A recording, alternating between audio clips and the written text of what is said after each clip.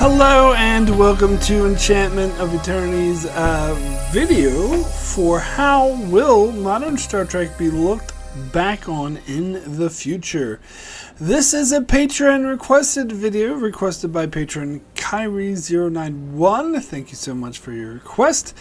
In this video, I've been asked to speculate on how people will look back on this modern era of Star Trek in, say, about 30 years, making the comparison to, say, 90s Trek, which has Kyrie091 states most people and Trek fans can agree was the golden age of Star Trek was the 90s, because we got the later years of Next Generation, Deep Space Nine, and earlier years of Voyager, and so most people can agree that was, and plus some TNG movies. We also had Star Trek 6. So yes, I can definitely agree that the 90s was the golden era of Star Trek, but I say that looking back at it 30 years ago, how will people see this era of Star Trek 30 years from now? Because like the 90s, there is a lot of Star Trek going on. We have Discovery, we have Picard, Lower Decks, Prodigy, Strange New Worlds. And possibly some more movies in the future. So how will future generations see Star Trek? Will they look at them as a lesser version, a cash grab, a sequel where they should have just let them die, insignificant version of the earlier Star Trek series? Or will they look at them as just as good or better? So, my opinion on this, to be very succinct, is that they will look back on this era of Star Trek. How people will look back on it will depend on their generational bias. Because I talked about this before, and I noted with a lot of Star Trek and even Star Wars as well, is that a lot of people tend to favor the era of the particular franchise that they grew up with.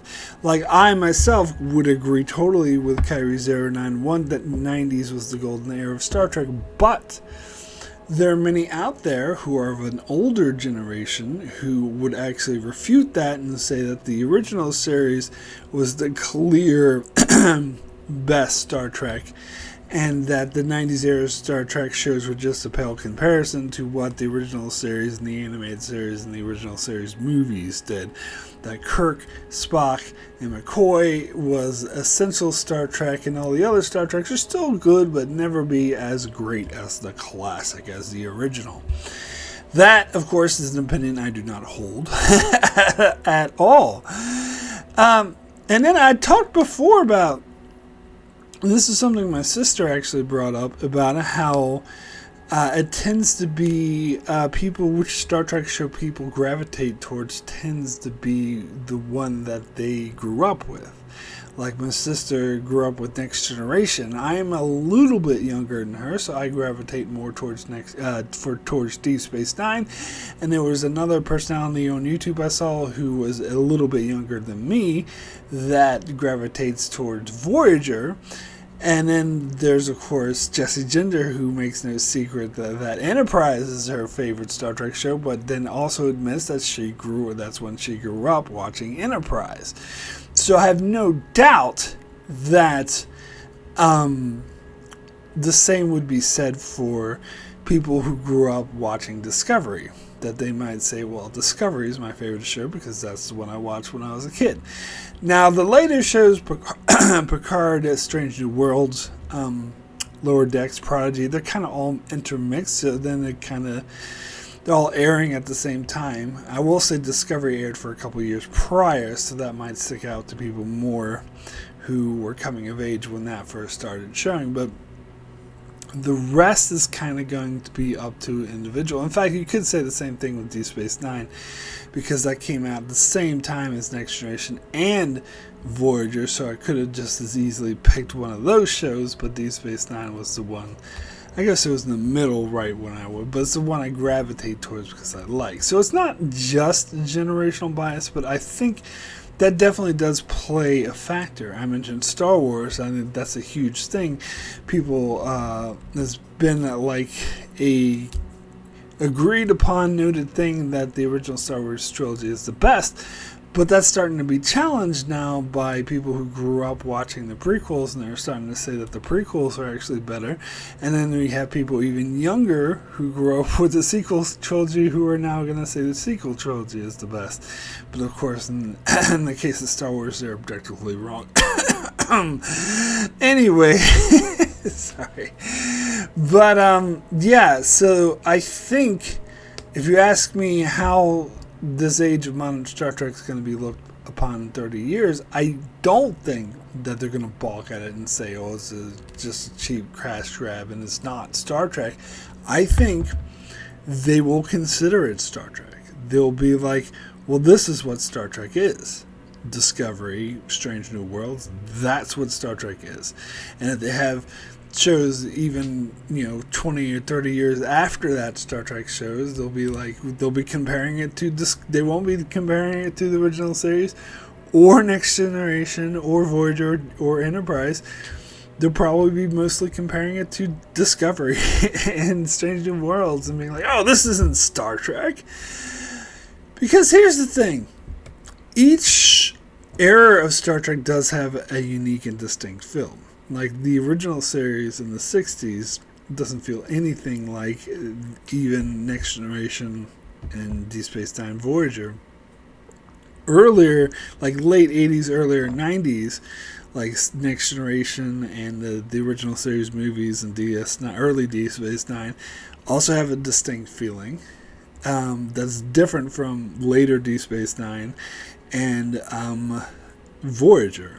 And then Enterprise has its own feeling. So each era kind of has its own feel to it. Now, you could lump all the 90s shows together. I think there's a distinction between, say, early TNG and late TNG, DS9, whatever, and Voyager. But you could lump them all together since it ran concurrently from Next Generation to Enterprise. So sure, that would be fair. And that the feeling of that is very distinct from the original series. So I think, personally, the people who rail against these newer Star Trek shows and proclaim that it is not Star Trek are just hung up on the fact that it has a different feel, a different vibe than these other eras of Star Trek has.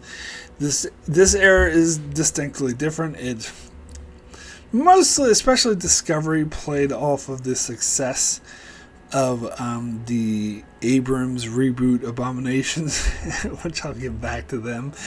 And so it's a lot more action orientated. It's a lot more fast paced. The sets are a lot more sort of lens flare-y, and the technology is very advanced. It relies on heavy, space battles, something that TNG never did.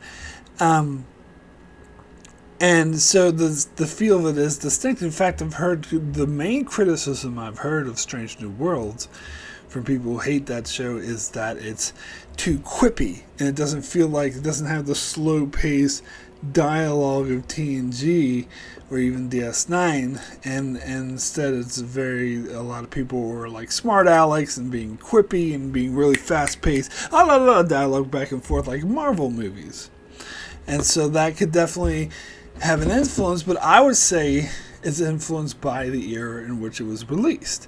I think people who expect a Star Trek show to be exactly like Next Generation being released in the 2010s or even the 2020s are being unrealistic. Of course, the show has to reflect the modern era, and I think they're off put by that just because they're an older generation who is used to Trek being of the 90s era, and that younger people, or people finding Star Trek for the first time, are not as off put by it. Now, that being said, I do think it is not going to be a one-to-one comparison. Some people may gravitate towards this modern era of Star Trek more because they may relate to the certain feel and sensibilities, and they grew up with it. But it's not one-to-one, because I was expecting and hoping that Discovery would get better in its third season and become a much better, amazing show. But I was basing that expectation off of what Star Trek has done in the past, because Next Generation, Deep Space Nine, and Enterprise all did the same thing, where its first two seasons were subpar compared to its later seasons. Once it hit season 3, it got amazing, got really good. But that didn't happen with Discovery. Season 3, I dare say, was actually a bit worse than season 2, and at least in my humble opinion. And season 3 of Lower Decks, while the show does continue to improve and impress, it wasn't like a huge drastic change from season 2 to 3 the way, say, Next Generation and Enterprise were. So in that sense, I don't think it won't necessarily be looked at the same. Like, for example, TNG is probably the most beloved show of that era, and many would say because it's what came first. But I don't think that's what's going to happen with Discovery, even though Discovery came first. I think 20, 30 years from now, when people look back on Discovery, the results will be kind of similar to how people look back on Enterprise now, where some people never bother with it and still hate it and don't like it, where others absolutely love it and proclaim it as one of the best shows ever. It's going to be more mixed reception than, say, something like Next Generation. And so I think what the most beloved show of this era is going to be Strange New Worlds. And that is based off of because that breaks the mold, because it's not the first show the way TNG was the first show. In fact, it's not even the second or the third. I believe it's the fourth. No, it's the fifth. It came after Prodigy, if I remember correctly. So the comparisons aren't going to be exactly the same. This era of Star Trek is different than previous eras, and I do base my opinion that Strange New Worlds is going to be the most beloved show, not just because it's my personal favorite, but in general the reception of it seems to be the highest. And I just honestly, I think from an objective, or as objective as one can get when dealing with art standpoint, the script writing, the producing, the directing, everything involved, the acting is just tighter and on point, and everything is coming together. Particularly when compared to Discovery or Picard. Now, Picard is actually a hard one. The first two seasons definitely are going to be compared to like the first two seasons of TNG. No one's going to like them. Or at least not very much. They might think, oh, they're okay. But season 3 of Picard, that is another beast. Because that's hard to say, because I think that plays off of the nostalgia of those who loved 90s Trek a lot. And so I think the reception for it was huge, because within a lot of people of my age group or older who grew up with TNG, 30 years from now, I don't think nostalgia of TNG is going to play as well. But that being said, I think that's all dependent on what happens next with Star Trek Legacy. Because if they do release Star Trek Legacy, and that does make its own path, and isn't just playing off the nostalgia of TNG the way season 3 of Picard was. I'm sorry, it was. But if it does kind of straddle the line and pay some fan service to TNG, but also strike its own path and be its own thing, then it could be remembered as a great show, and then Picard season 3 would be looked on as the beginning of that show. This is where that show came from. It's where it all started. So that, to me, that's dependent on that.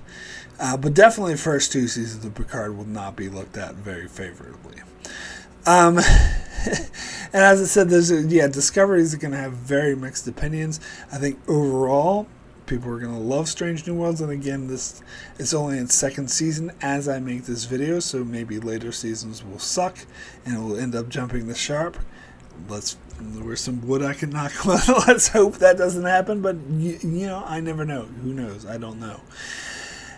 Now, stuff like Lower Decks and Prodigy is going to be really unique, and there's really no other Star Trek shows to compare it to. And this is what's going to separate this era of Star Trek from previous eras, is that they are trying new things, branching out into different genres, trying to appeal to different niche audiences. And I believe the upcoming Starfleet Academy show will also fall into that category, as is appealing to more of the teenage coming of age genre, something Star Trek might have tackled in episodes here and there, but not in an entire series. So it's going to be unique in that regard. Now, Lower Decks, of course, is a very niche thing, and you could say, you make the same argument I just made for Picard Season 3, that it relies too heavily on nostalgia for 90s Trek, and therefore future Trek fans wouldn't really be attached to it, but I actually don't agree. I don't think that argument applies to Lower Decks, even though Lower Decks does reference and has a lot of fan service towards older Trek series. To me, that one can still enjoy the show even if they don't get the references, where I don't think that's the case with Picard Season 3. I think you have to already have that pre-knowledge of TNG and DS9 and stuff like that in order to like Picard Season 3, and I think those who don't wouldn't like it as much. But I don't think that's the case with Lower Decks, because I think even though it does reference and make jokes a lot for those previous Star Trek series, and I think this has actually been proven by many people who hadn't seen those shows who watched Lower Decks, they just go over their heads and it doesn't interfere with the story. This because the humor is still there. You might miss certain particular jokes, but still the humor is still there, the character stories are still there, the plots are still there. And so even if one doesn't get these references, I think they will like it. So I do think Lower Decks is going to be looked at favorably in the future, but it's hard to say exactly how, because, as I said, it's something unique. It's writing its own path. Now, Prodigy, unfortunately, has a sad story. As I'm recording this video, it was just announced that it was being canceled, and in fact kicked off of Paramount Plus, and they're trying to find a new home for the season 2 to air. Now, I haven't addressed Prodigy this news yet on my channel, so let me address it now, because many people are really fearful that Prodigy will never come back and we won't find them. I'm not. You might call me hopeless optimistic, or I'm being naive, but here's the thing. They were in the middle of production for season 2, and Paramount, even though they scrapped the show they canceled it from the Paramount Plus service, they told them to finish making season 2 so they could shop it around to another network. And here's the thing. Finishing an entire season, even of an animated show, costs a lot of money. Paramount's not going to greenlight giving them all that money to finish the production if there's not a pretty big, high fucking chance they're going to be able to sell that show and make some money off of it.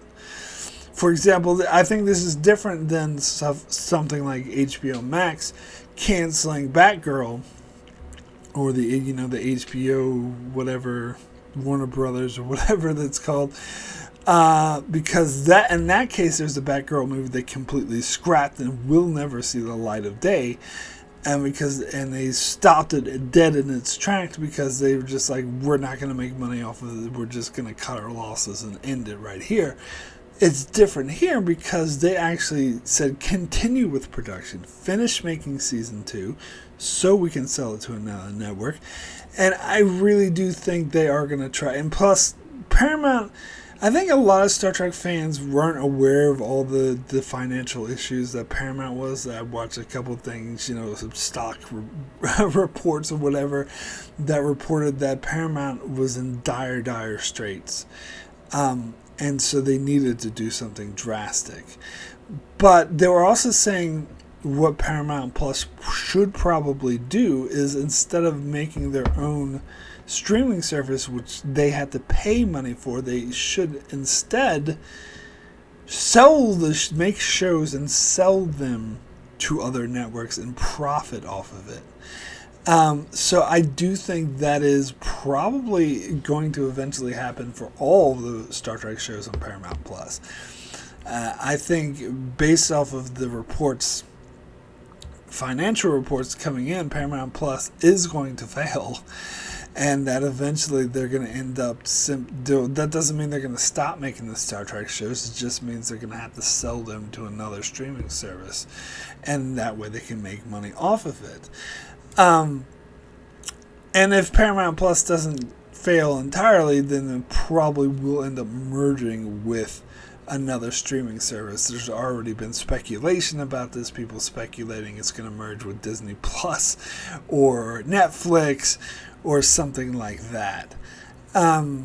Which I could see happening too, because it does have other popular shows too, not just Star Trek, but especially Strange New Worlds is turning out to be one of the biggest hits, so there's no way that's going away even if Paramount Plus does. It may affect the number of Star Trek shows we have, because with Paramount Plus, their model, it's sort of behooves them to have Star Trek shows going constantly to keep those people subscribed. If Star Trek was on another streaming service, that might not necessarily be the case, and therefore we might get less streaming service. And the other thing I'll have to say about Prodigy, it's canceling, is this might have been to make room for Legacy, because all this talk behind the scenes is that it will happen. I suspect the only reason it hasn't been announced yet is because of the writer's strike, where they can't make any plans for a new show while the writer's strike is ongoing. I suspect once the writer's strike is resolved, we will get the news that Legacy is being announced, and perhaps that was a condition Paramount had, because they couldn't afford to spend that much money on all these Star Trek shows, and for Legacy to happen, one of them had to go, and Legacy certainly had the popularity and demand, something that Prodigy didn't really have. Now, all that being said, I kind of went on the sidetrack there, but all that being said, Prodigy, so I'm certain that we will see Prodigy Season 2 in the future. I mean, to me, there's no doubt of that. How long it's going to be, that's the question, but I think eventually we definitely will see it. But, unfortunately, Prodigy is only going to be a 2-season show. And so that is going to affect. Now, granted, by 2-season show, I mean 20 episodes per season, so it's more comparable to shows of the 90s rather than, modern day serialized show that only have 10 or 16 episodes per season. But even back in the 90s, that wouldn't be enough episodes to qualify it for syndication, as they would have to go 100 episodes or so to qualify for syndication. Prodigy will only have 40. Well, I'm assuming the second season will be another 20, but we'll see. But still, so it's still going to be, unless you include the animated series from the 70s, which I don't, it's still going to be the shortest running Star Trek show in the franchise. which is a shame. Because I actually quite like Prodigy, and I think it was again opening that niche to younger audiences, to kid audiences, and I guess they're kind of considering that avenue a failure, which is a shame. I do hope that Star Trek continues to try to appeal to different genres and different audiences. I think that would definitely be a very good thing. And, of course, also the other thing we have to take into consideration when we're speculating on how people will view the modern era of Star Trek 30 years from now is how long is this era going to go? Is it going to keep going all the way up to 30 years? So if there's a pantheon of Star Trek shows, there will be like 10 or 12 by the time we get to 30 years from now. That's really going to affect how people are going to look at them. And how good are those shows? How has Star Trek evolved? So there's a lot, and this is just my way of saying there's a lot of factors that one can speculate as to how it's going to be viewed. I mean, if there is another Star Trek crash, which there could be when Paramount Plus crashes, maybe I'm wrong and Star Trek will go away entirely, then that also will affect if there was a big gap, the way we had a gap between Enterprise and Discovery. Because the reboot films don't count.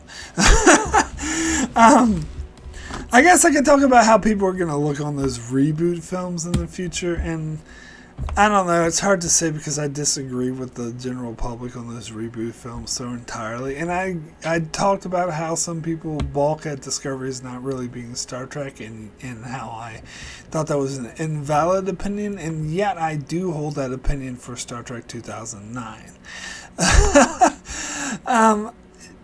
To me, that was more like a Star Wars feel to it, and it was made by people who don't understand Star Trek. But again, I think, unfortunately, that is just going to be my sole opinion, and maybe a few people out there share that opinion, but it's not going to be the way generations look back on it, unfortunately. I think they will look back on those reboot films as its own solid part of Trek history, for good or for bad. So, would I want to see more Star Trek films being made before the next decade, within the 2020s, to enrich? I know we're going to get some streaming films. We're going to get the Section 31, and it's implied we're going to get even more Star Trek streaming films, and I'm down for that. I don't need any continuation of the Kelvinverse. I think the Kelvinverse should die. In fact, if we do get another Kelvinverse film, and mind you, I liked Beyond. I thought Beyond was a really good film, and I thought Into Darkness was okay. It was certainly way better than that 2009 Abomination, which I'm shocked how people say the reverse. I just don't get that. But if we do get another Kelvinverse film, I hope they take the opportunity to erase the Kelvin universe. I think the Kelvin universe was a terrible idea. It set a terrible precedent where many people were complaining, like, oh, they should set Discovery in its own timeline, like a Kelvin timeline. That bothers me to no end. There should only be one timeline for Star Trek. This whole Kelvin idea was just an excuse by bad writers to try to reboot the franchise so they could just ignore canon. Where you should be like, Discovery and Stranger Worlds and ignore canon anyway. But because here's the thing, and this is a point I've made, Star Trek has always ignored canon. Be it Next Generation, Deep Space Nine, Voyager, Enterprise. They've always ignored canon when it was convenient for them. And as long as they do it tastefully, unlike the bullshit that Voyager did with the Borg, as long as they do it well, then that's fine. It's an ongoing franchise. You don't need to create a whole separate universe to be lazy. a lazy writer. That just irritates me. So that's my hope going forward for the future. That, in fact, I want to see one more Kelvin universe film just so that they can erase the Kelvin universe and say, oh, let's undo it and it no longer exists. That's what I want. But anyway, as far as how people are going to look back in the modern era of Star Trek, here is my final definitive answer for that question. They're going to see this era just as valid as any other era of Star Trek. Just as valid as the 60s and 70s with the original series. Just as valid as the 80s and 90s with the movies and TNG and Voyager, DS9. And the 2000s with Enterprise and the reboot Abominations. They're going to see it just another era of Star Trek. And how people will compare it to other eras, as I said, I think will depend a lot on one's generation, what they grew up with, what they're attached to. I think there'll be varying opinions, as there is now, on which show is the best or the worst or not so good. There are varying opinions on that. And there will be in the future. I think some people will love this era of Star Trek better than the 90s era. And some people would like the 90s era of even better than this. Sometimes even going outside of those generational restraints. Sometimes people defy those generational restraints. Sometimes someone young might actually prefer the 90s stuff, or someone older might actually say this newer stuff is better. The opinions will be varying. But I think generally speaking, just as I can say now, generally speaking, people gravitate the original series in TNG are the most popular. DS9 has its cult following, and there's a large cult following of people who prefer that as the best. And then there's some people who like Voyager and Enterprise, and other people who don't like them. It's going to be the same kind of deal with the newer Star Trek. I think Strange New Worlds is going to be the clear favorite. I think Lower Decks is going to have its cult following in the similar way as DS9 does. And that Discovery is going to be mixed the same way like Voyager and Enterprise are. You'll have some people who love it, some people who hate it. Pretty much just like now. Except I think Discovery is going to be seen as a lot more valid. Because as being its own part of Star Trek. Because right now there's still a whole bunch of haters who say it's not Star Trek, it's not a part of the franchise. I think that's going to go away with time. Just like there was people who were saying that with TNG when it first came out. That went away with time. I think this will also go away with Discovery. But its results on which shows people like the most will vary, and maybe I'm wrong in my predictions. Maybe in the future they'll like Discovery more than Strange New Worlds. Who knows? I doubt it though. But anyway, so that's it. That's pretty much all I have to say on how the age of modern Star Trek will be looked at in the future. And just one last sort of disclaimer. Obviously, should go without saying, this is all speculation. It's an educated guess. I'm basing this off of a lot of things, but I could be totally wrong because it's so hard to predict the future. Anyway, thank you so much for watching. Thanks to Kyrie091 for requesting this video, and I do want to give a quick shout out to all those who support me on Patreon. It is entirely helpful, does help the channel to thrive, and I just appreciate it a lot. So we have Francisco Chuck Hooks, Kyrie091, Anthony D. Benedictus, Ricky Manigester, Joe Lavals, Alessandro Migalacio, Norman Buchwald, Stephen Kennedy, Britton Berg, Allison Fordyce, and Brandon Neal Howes. Thank you all so very much for your support, and we'll see you next time, next video. I do lots of Star Trek videos at the moment covering Star Trek Strange New Worlds as that is released, and also going back and reviewing every episode of Star Trek The Next Generation. So be sure to check out my channel for that. And be sure to subscribe. And thanks so much for watching.